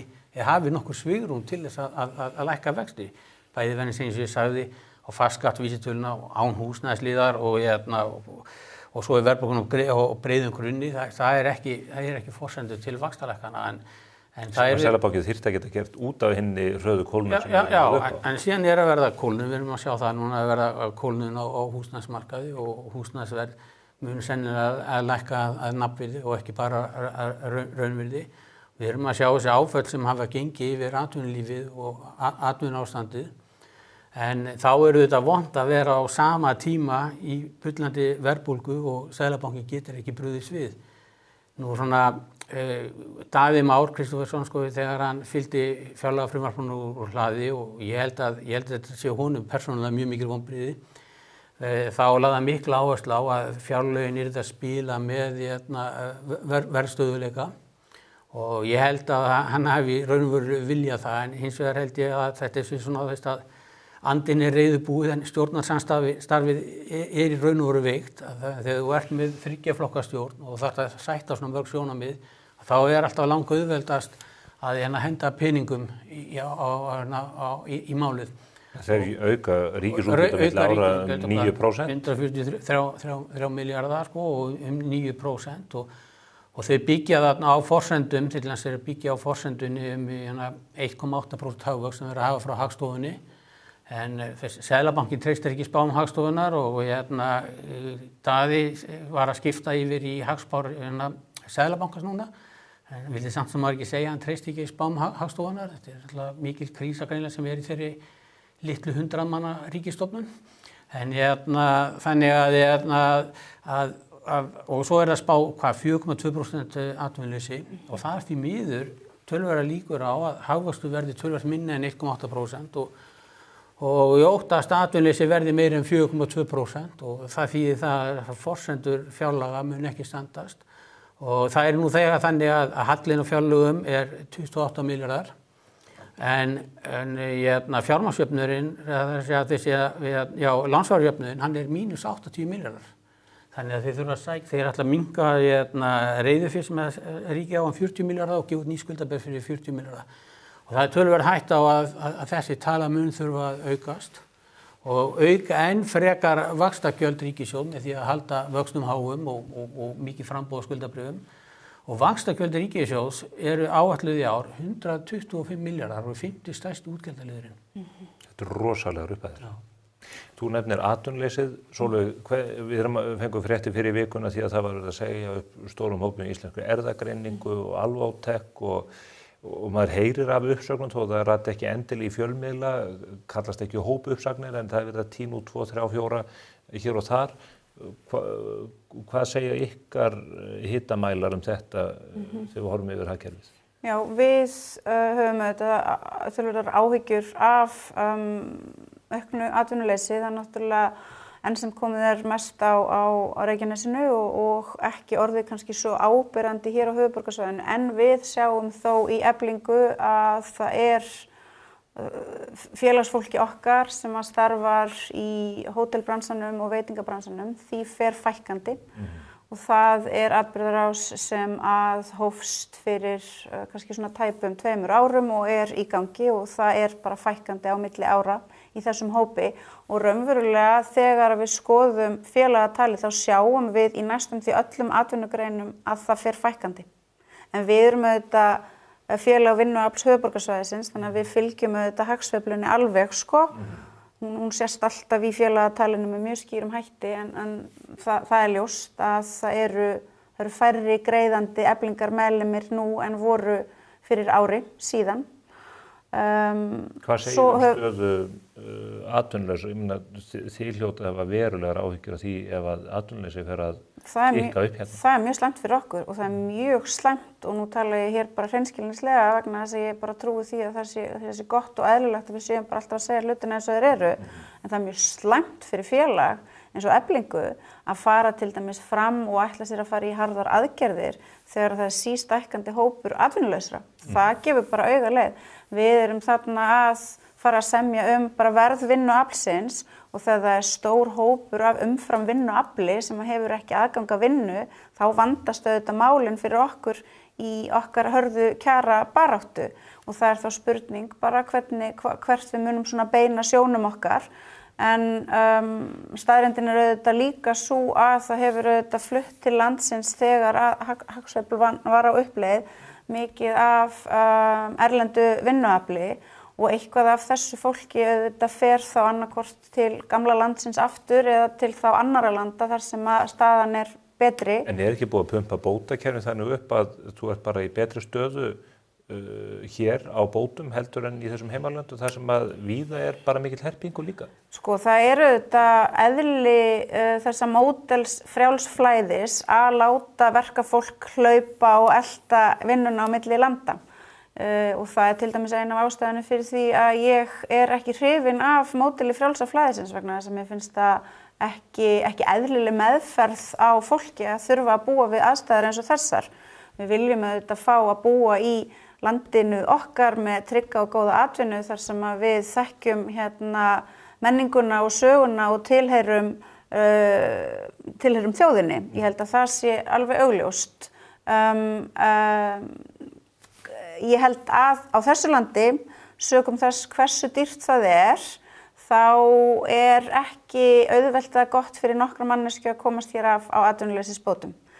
Þannig að jafnvel þó að bótatíminn hafi verið lengdur svona og jafnvel þótt að ávinnslutíminn hafi verið svona stuttur, þá held ég að það sé alveg ljóst að einhver hópur fólks fer samt annað. En auðvitað alltaf einhverjir sem í fyrsta lagi bara hafa sest hér missa atvinnuna og bíða auðvitað bara eftir því að fá næstu vinnu og það auðvitað langstærstur hópur Eflingar félaga, fólk vill hafa vinnu og það fólk sem hefur hingað komið kemur hingað til að vinna, ekki til þess að hanga á bótakerfinu. En svo eru þetta þessar fyrirætlanir hjá stjórnvöldum að stytta bætur. Ég hef talað þannig og ég hef ekki uppskorið vinsældir innan hreyfingar vinnandi fólks fyrir að segja þetta en ég kosti mér ekkert sérstaklega vinsælðar þannig að það skiptir ekki miklu máli. Mér finnst allt í lagi að lækka bótatímann. Hann var og núna ennþá 30 mánuðir styttan. Það mjög langt. Og við viljum ekki vera í landi þar sem atvinnuleysi helst hátt lengi þannig að það þurfi að vera með svona langan bótatíma. Við viljum að það sé gripið til markvissa aðgerða til þess að tryggja að það sé ekki stór hópur í svona litlu samfélagi sem að þjáist í atvinnuleysi. Þannig að ég alveg tilbúin til þess að fallast á þessar hugmyndir stjórnvalda að stytta tíman en þær bollaleggingar sem að stjórnvöld eru með ávinnsluna, þær eru allt of brattar. Það verið að hækka ávinnslutíman allt of mikið. En já, kannski þá stóra sagan svo að hér má ekki vera of mikið atvinnuleysi of lengi. Svona lítið samfélag eins og okkar bara ber það ekki. Það gengur ekki að stjórnvöld hugsi, já við getum bara haft bótatíman lengi, við þurfum ekki að gera eitthvað annað, við viljum aðgerðir sem að koma fólki í vinnu. Einhverjir munu fara heim til sín, en ef að við erum hér að sigla inn í langvarandi vandamála ástand, þá auðvitað þurfum við að hugsa hlutina með mögulega nýjum og hugrökkum hætti. Eins og Þórður nefndi, Kristrún sagði í kosningabaráttunni eins og frægt orðið, ég með sleggjuna, ég ætla að keyra niður verðbólguna, ég ætla að lækka vextina, Við verðum miklu ábyrgar í ríkisfjármálum og öllu þessu. Þetta hefur ekki staðist. Þetta hefur ekki staðist og þegar ég og út frá mínum bara pólitísku skoðunum og hagsmunum eflingarfólks hugsa það hvernig við eigum að nota ríkisfjármálin, þá eigum við auðvitað að sjá til þess að þau útgjöld sem eru til staðar nýtist þeim sem að þurfa á þeim að halda. Við eigum ekki að fara í aðgerðir sem einhvern veginn flæða yfir alla og við eigum ekki að nota ríkissjóð með þeim hætti að hann sé einhvern veginn opinn fyrir alla. Það á að nota ríkisfjármálin og ríkissjóð sem jöfnunartæki. Það á að nota það svigrúm sem til staðar til þess að bæta tilveruskilyrði verka- og láglaunafólks og barna þeirra. Því miður hafa þessi stjórnvöld ekki sýnt fram á að þau hafi sérstakann áhuga á því og það er auðvitað mjög miður og það líka gerir það að verkum að þegar við förum í kjarasamningsviðræður, hvenær sem það verður, hvort það verður næsta haust eða veturinn 2028, þá munum við þá þurfa enn einu sinni að koma með launakröfur fyrir hönd okkar félagsfólks sem eru bara töluvert miklar vegna þess að stjórnvöld vilja greinilega ekki leggjast á árarnar með okkur í húsnæðismálum og öðrum málum sem að varða velferð þessa fólks til þess að liðsinna okkur þar og þá höfum við engan annan stað til þess að leita á heldur en til fyrirtækjana til þess að krefja þau þá þeim mun hærri launahækkanir. Þórður, hvernig blasir þetta við þér? Já, ég held að sko ef við byrjum með erlenda fólki sem vinnur hérna við þurfum auðvitað þessi líka að hugsa þannig að margt þessu fólki Sólveig nefndir komið hérna og til þess að setja sena af og bara verður bara Íslendingar að þess að við erum auðvitað líka á mörguleiti bara að vera komin í samkeppni við þessi ríki verðan þess að að laða til okkur þetta fólk verðan þess að við horfum til þess bara á þau lönd í Evrópu þar sem hafa orðið mestur lífskjarabati undanfarin ár að þá eru það Pólland, Rúmenía og Eystrasaltsríkin þar sem mikið af fólk kemur og bara lífskjör fólk hefur tekið algjörum stakkaskiptum. Og þannig að það held ég og ég held það alltaf að það er þrennt sem er algjörlega sko nauðsynlegt skilyrði til þess að halda einhver svona samfélagslegan frið og það er ekki nægjanleg en þau eru algjörlega nauðsynleg og það er að halda sko verðstöðuleika, það er að hafa sæmilega fungerandi sko fasteignamarkað og það er að hafa gott atvinnustig og því miður þá er það þannig að ég segir að það eru blíkur og lofti með þetta allt þrennt núna og þannig að fyrst og þá gerir það þessina kjarasamningana sko alveg burt sér frá öllum sko persónuleikendum það er bara alltaf mjög erfitt ef ekki ómögulegt að ná friðsamlegum og góðum og í raun og veru bara skynsamlegum kjarasamningum við slíkar aðstæður. Ég tek undir þetta og ég bæti þetta við sterkt velferðarkerfi. Þeir innviðir þurfa auðvitað að vera til staðar og þeir fara auðvitað hrörnandi líka sem er ömurlegt.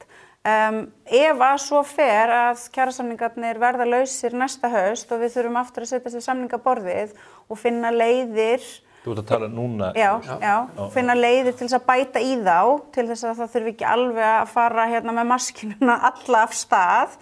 Þá myndi ég segja að best og skynsamlegast væri að bæta í þá en bara til verka- og láglaunafólks. Aðrir sem eru ofar í tekjustiganum þyrftu þá að sætta sig við það kæmi ekki viðbætur til þeirra. En hvort að það verður hægt að ná nokkurri sátt innan hreyfingarinnar út í samfélagið aðferðafræði eins og þá er erfitt að segja til Verður ekki til launaskrið óhjákvæmilega þú tekur neðsta hópinn og hækkar hann. Þá fer hann upp í gólfið hjá næsta hópi þar fyrir ofan sem segir, ég er hér með sérþekkingu eða sérhæfðu starfi, ég ætla ekki að vera á sömu launum og ófaglæri verkamaðurinn og þannig fer það í tröppugangi upp. En þá opnast bara þessi stóra spurning, hvað er stærsta hagsmunamál okkar? Er það að ná verðbólgunni niður og fá þá vaxtalækkunarferli af stað, eða það að manneskjan með sérfræði menntunina geti glaðst yfir því meðan að auka peningarnir fuðra bara upp í verðbólgubálinu. Þú sagði til varnarkennurunum áðan að launamenn sæktu alltaf þær launabætur sem þið geta en svo ertu að gera kröfu til þess að einhverju tilteknu hópa gera það ekki. En það var ég að segja að það væri mögulega fremur ólíklegt að þessi aðferðafræði fengi nokkurn hljómgrunn, en ég samt að segja að þetta það sem ég teldi að væri rétt að gera og sú skoðun, hún breytist ekki þrátt fyrir það aðrir koma og segja nei, það kemur ekki til greina að gera þetta. En hefði þá verið rétt af kennurunum í samningunum sem að þú vísaði til að fara ekki fram á það launahækkanir sem að þeir náðu í gegn? Já, ég hef alveg lýst þeirri afstöðu yfir að ég taldi þá þegar að það kom í ljós að þeir voru að fara að fá þessar umframhækkanir og til enn að það hafi ekki verið góð leið til þess að fara. Samt segir það sé viðsemjendum þeirra að kenna að þetta hafi... Já, þeir fengu að komast upp með, nú er ég bara að grafa hóluna mína, ég ætla ekki að fara of langt á hana, en þeir fengu að komast upp með það að nota til dæmis taktík sem að ég hefði aldrei fengið að komast upp með, mjög furðuleg verkföll, mjög handahófskennd og uppskáru þá þetta. Og hver ber ábyrgðina? Ég meina, embætti ríkissáttasemjara ber ábyrgð, kennararnir ber ábyrgð, en viðsemjendurnir bera auðvitað á endanum ábyrgðina. Þegar maður hlustar á þetta, þá bara veltir maður fyrir sig, þarf ekki annað að tvenna að gerast, annars að verkalýðsforystan komið sér saman og hreyfingin komið sér saman þá einhver struktúr. Nú eða bara þetta gengur ekki upp og það bara fara að taka vinnustaðsamninga. Það sem að við reyndum að gera þarna 2024 var einmitt þetta. Við vildum að við kæmum öll saman í þessa vegferð og þetta verkefni og það var von sem að lifði í einhver tíma þangað til að hún svo steindrafst og ég til augljóst á þessum tímapunkti út frá sjónarhorn Eflingar, við getum ekki aftur farið í sambærilega vegferð og við fórum þarna. Við vorum að vona að það væri hægt að koma af stað einhvers konar sátt, sem við vildum kalla þjóðarsátt, mér fannst það nú kannski fulllangt gengið, en einhvers konar sátt á vinnumarkaði hvaða leið ætti að fara. Það var engin stemning fyrir því og við förum ekki aftur þá leið, það mun aldrei ganga. Varðandi það hvað þurfum við að breytast, þá það mínu viti ljóst að það þetta ýmislegt sem þarf að breytast, en aftur hvaða leiðir eru færar, það bara mjög takmarkaðar leiðir færar. Staðreyndin sú að láglauna konan, ræstingakonan með 500.000 á mánuði og hálauna karlinn með kannski 2+ á mánuði, þau njóta nákvæmlega sömu réttinda þegar það kemur að lögunum um stéttarfélög og vinnudeilur. Þau hafa allan saman samningsréttin og þau hafa allan saman verkfallsréttin. Þannig að hvað gerist þá þegar að láglaunakonan og félagar hennar eru búin að skrifa undir kjarasamninga, færa þessar fórnir sem þau voru þarna tilbúin til þess að færa, að semja hófstildar hækkanir, þá koma hinir ekkert og stilla sig, þá koma þeir bara og sækja meira. Þannig að hverjir eiga þá að reyna að axla einhverja ábyrgð og bera hana? En hvernig samtalið? Á verkafólkið að gera það, eða hægt að ætlast til þess að þeir sem hafa nú þegar allt til alls, axli kannski örlítið meiri ábyrgð en þeir gera nú þegar? Hvernig samtalið innan verkalýðshreyfingarinnar? Nú þetta mjög ólíkir hópar innbyrðis. Það mjög hálauna fólk í ákveðnum félögum, lægra launa fólk í öðrum. Maður hefur fylgst auðvitað með svona einhverju vendingum í samskiptum ykkar Vilhjálms Birgissonar og Finnbjörns A. Hermannssonar sem þetta virðist vera horfinn, hefur eitthvað séðan undanfarnu forseta Alþýðusambandsins? Já, ég hitt hann alveg. Já, það heyrist ekkert í honum þrátt fyrir alla þessa verðbólgu. Ég held að hann hafi nú verið einhverju viðtali áðan. Já, ég fyrir að fletti því upp. Hvernig upplifur samstöðu í þessum hópi eða eru brestir í þessu? Þetta bara þessi stéttskipting sem auðvitað eitrar allt okkar samfélag að mínu viti, hún auðvitað til staðar þarna líka og hún auðvitað til dæmis ástæðan fyrir því að það ekki hægt að ná samkomulagi að semja krónutöluhækkanir vegna þess að hærri launuðu hóparnir, þeir skoða málefnið ekkert endilega út frá því bara einmitt hvaða vegferðir hægt að fara saman í til þess að ná niður vöxtum og verðbólgu, heldur hugsa þeir málin út frá því hversu mikið bilið á milli mín og ómenntuðu láglauna kerlingarinnar, það orðið of lítið og þá fyrir kjarabaráttan að snúast að bilið skuli breikka og margir hópar, til dæmis eins og BHM, segja þetta bara algjörlega hreint út. Þetta var bara málflutningur forystu BHM fyrir síðustu kjarasamninga. Bilið er orðið og lítið, það verður að breikka það. Og þegar þetta fólk segir að það eigi að meta menntun til launa, þá það bara það sem það þýðir. Það þolir ekki að verkafólkið sé að færast of nálægt og það tilbúið til þess þá að fórna samstöðunni að ná hér niður vöxtum og verðbólgu til þess að tryggja að bilið sé nægilega breytt. Það bara staðreynd. Menntun þetta þvæla til fólk sem hámenta sem að maður myndi aldrei láta sér þetta í hugaborgarlaun sko, þannig að ég skil ekki þá þvælu. Ég ger ekki lítið um menntun, ég skil að við verðum að hafa haft menntunarstig og við viljum auðvitað hafa menntaða einstaklinga,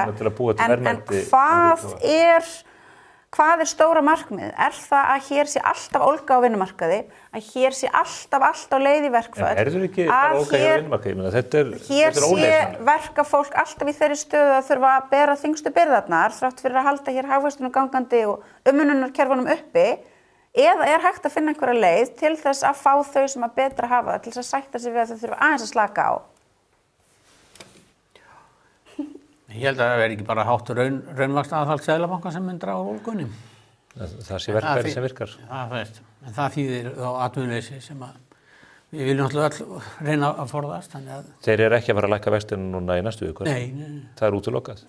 Gætu þeir tekið upp á því að hækka þá? Það er ekki útilokað en mitt ekki líklega þessa sviðsmyndin. Að þeir reyna að halda... Já, reyna að horfa kannski aðeins í gegnum þessa... Þetta er mjög óvanaleg mæling þegar halda svo er það á mánuður í næstu ákvörðun og lækkar svo sem aldrei þá heldur en þá sjá þeir svona kannski betur hvernig spilast úr þessu. Það voru ríkið aðeins sest. Það er ríkið aðeins sest og þannig að ég myndi halda að ef við væri á þeim buxunum að hækka þá myndi bíða fram í mars en mér finnst ekki líka sviðsmyndin en langt í frá útilokuð.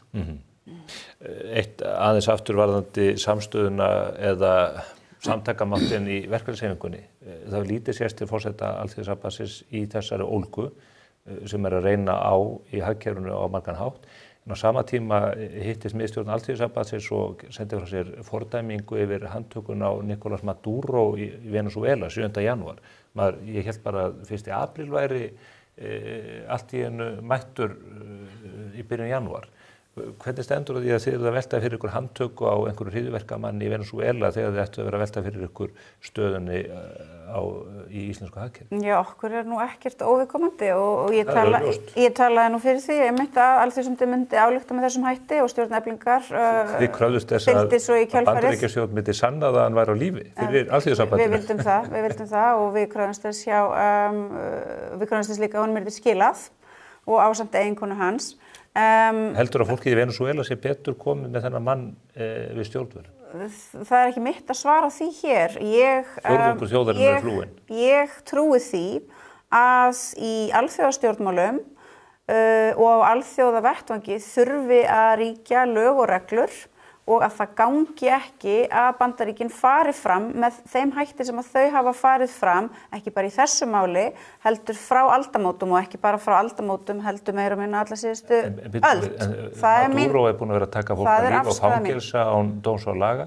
Frá 2013 þá tókum við völdum hefur hagkerfið skroppið saman 70% og það er nú meðal annars vegna viðskiptaþvingana Bandaríkjanna. Og 9 milljónir manna eru á flótta meðal annars vegna viðskiptaþvingana Bandaríkjanna sem að auðvitað leika þann leik að koma af stað ólgu í þeim löndum þar sem að þeim mislíkar stjórnar farið. Þetta er rétt, Venezuela var að selja á hverjum degi 700.000 tunnur á dag til Kína, 700.000 tunnur og olíuframleiðslan í Venezuela hefur skroppið saman, það er ekki út af viðskiptaþvingunum, þeir gátu selt alla þá olíu sem að þeir vildu framleiða. En þeir gera það ekki vegna þess að þetta kerfi virkar ekki undir stjórn þessara manna. Það hefur auðvitað mjög mikil áhrif að sitja undir viðskiptaþvingunum árum og árum saman á alla innviði lands og allt kapasitet lands til þess til dæmis að keyra áfram olíuiðnað sem að getur haldið uppi þá þessari eftirspurn frá Kínverjum og öðrum. Það gefur alveg auga leið. Þannig að það er Bandaríkjamönnum að kenna 9 milljóna manna er á flótta frá Venezuela. Já, það er mjög margt Bandaríkjamönnum að kenna í þessum heimi. Mjög margt og þeir bera þarna sannarlega stóra sök. En ástæðan fyrir því að ég talaði fyrir því á vettvangi Alþýðusambandsins og svo innan stjórnar Eflingar að það yrði ályktað þetta mál er sú að það hlutverk meðal annars hreyfingar vinnandi fólks að reyna að tala fyrir og stuðla að friði í alþjóðasamskiptum því að það bitnar fyrst og fremst á verka- og láglauna fólki þegar að farið fram með offorsi innrásum og ólögmætum innrásum eins og Bandaríkjamenn hafa gert í Írak, Afganistan, Líbíu og víðar. Hafa Bandaríkin sannað lífsmark á Maduro og konans gagnvart Alþýðusambandinu? Ég held að þau hafi sannað lífsmark á þeim gagnvart heimsbyggðinni allri. Hann geymdur í fangelsi í Brooklyn og verður innan skamms dreginn fyrir dómstóla í Bandaríkjunum á einhvers konar upplognum sökum að hann sé eiturlyfjasmyglari. Það má eflaust segja margt þennan mann, en það í því minnst ekki hægt að halda því fram að Venezuela hafi verið í framvarðarsveit þeirra sem að senda Bandaríkjamönnum kókaín og fentanyl. Ég vissum að Maduro sé þakkláttur fyrir stuðning Það má vel vera ef hann hefur heyrt af honum, en þetta ekki stuðningur við Maduro. Það mikil einföldun. Nei, þetta stuðningur við það að það regluverk sem að sett var á í alþjóðasamskiptum í kjölfar seinni heimsstyrjaldarinnar verði að halda vegna þess að Sama hvað menn gera við þjóð sína. Hvað the alternative? Sama hvað menn gera við þjóð sína. Já, nú höfum við til dæmis hort upp á þjóðarmorð í beinni útsendingu ansi lengi á fólkinu í Palestínu. Þar ekki gripið til þess að fara og vernda það fólk með innrásum og loftarásum eins og til dæmis Bandaríkin og NATO-ríkin hafa logið í að okkur þau hafa verið að gera í Írak og Afganistan. Í Íran? Ertu að segja þeir að fara þar inn? Já, nú búið að drepa 50. Já, ég meina, en þér verður þá mögulega bráðum þá að vonþinni ef hún þá raunverulega að Bandaríkin gerir loftárásir á Íran og með því mögulega hefði þá þriðju heimsstyrjöldina og þá nú ekki mikið gagna því að við sitjum hér og þusum verðbólgu. Þá erum við nú aldeilis komin á annan stað. Af hverju hefur Alþýðusambandið ekki ályktað gegn klerkastjórninni í Íran? Já, ég hef ekki komið með tillögu að slíkri ályktun þar inn. Það getur vel verið að það gerir það einhver annar. Ég ætla ekki að koma inn á vettvang Alþýðusambandsins eða inn á vettvang stjórnareflingar með ályktanir sem að taka þátt í því að gefa Bandaríkjunum byr undir báða vængi í heimsvaldastefnu sem ekki einu sinni gamla góða heimsvaldastefnan, heldur komin á eitthvað upptrumpað stig sem að gæti raunverulega leitt okkur inn í þriðju heimsstyrjöldina. Finnst þér framkoma Bandaríkjamanna alvarlegri heldur en stjórnvalda í Íran síðustu vikur? Mér finnst framkoma Bandaríkjanna á heimsvettvangi mjög alvarleg og ég hef raunverulegar áhyggjur sem bara manneskja í þessum heimi. Finnst þér þetta alvarlegra heldur en það sem stjórnvöld í Íran heimi af því að hér séum við að sigla hraðbyri inn í risastór stríðsátök, mögulega svo stór að við höfum ekki séð sambærilegt frá lokum seinni heimsstyrjaldarinnar. Finnst þér framganga Bandaríkjamanna alvarlegri heldur en framganga klerkastjórnarinnar í Teheran? Ég tel að framganga klerkastjórnarinnar í Teheran gagnvart mótmælendum sé mjög alvarleg, en það sem að ég vona að geti gerst að mótmælendur í Teheran og klerkastjórnin geti opnað á einhvers konar samskipti og samtal. Það sem ég vona af öllu hjarta að gerist ekki að Bandaríkin hefji loftárásir á þetta land með þeim skelfilegu hörmungum sem að það mun leiða yfir sig, yfir milljónir sem að þar búa, yfir þennan þjáða heimshluta sem að þarf nú ekki á meiri hryllingi að halda. Og við skulum þá líka rifja það upp, það virðist eins og Íslendingar hafi gleymt þessu, að á 9. áratug síðasta aldar það var langvinnt stríð á milli Íran og Írak með skelfilegu mannfalli 70% mannfalli sem að meðal annars var knúið áfram með stuðningi og vopnum til Saddam Hussein gagnvart Íran. Viljum við aftur fara á þennan stað? 70% íbúanna sem eftir í Venezuela eru ósammálaðir og Alþýðusamband Íslands. Ég held að Þórður, hefur þú einhverju við þetta bæta? Ég held að alþýðufólk í þessum heimi viti eftir að hafa fylgst með atburðarás síðustu ára og áratuga að það eru engar verri fréttir fyrir fólk, saklaust alþýðufólk, en þegar Bandaríkin fara að fljúga yfir landi teljandi sjálfu sér trú að þau séu að koma með lýðræðissprengjur. Engar verri fregnir. Segðu fólkinu sem að bjargaði Bosníu 95 var það ekki þegar Clinton... Ég tilbúin til að segja þetta hvar og hvernig sem við hvern sem. jafnvel í vikulokunum á Rás 1. Þórður Pálsson, Sólveig Anna Jónsdóttir, takk fyrir frábært samtal hér á þessu góða föstudegi. Takk fyrir mig. Þá ekki meira á vettvangi spursmála þennan föstudaginn. Þetta væri í bakka fullan lækinn að bera. Við minnum á nýju bókina sem við höfum kynnt til leiks. Það er bók eftir Val Gunnarsson, Grænland og fólki sem hvarf, ótrúleg saga. Við ætlum að setja fókus á Grænland núna og það er ekki að ástæðulausu, þið þekkið ástæðuna. Góða helgi.